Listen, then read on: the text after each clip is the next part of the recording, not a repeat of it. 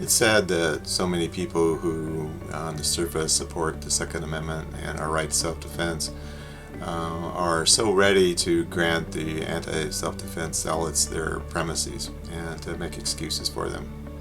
Now, the Second Amendment should be treated at least as well as the First Amendment, though that's taking its licks nowadays with political correctness.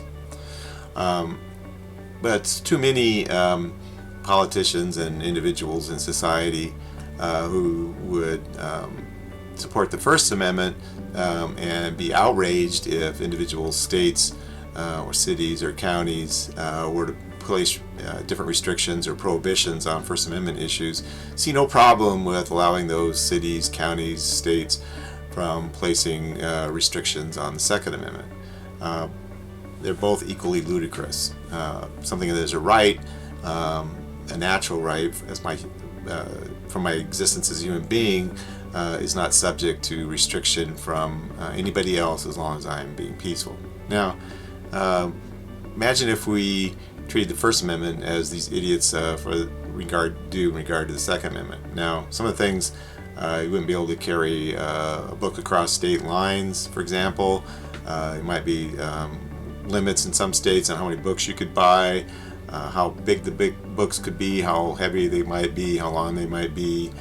You'd have to get licenses to go to church or permission to start a church. You have to get licenses to write, to publish, to petition the government. Can you imagine having to ask the permission from the government to petition the government for changes?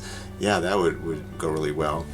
You get background checks before you could run a radio station or write a book or be on television, start a newspaper, whatever.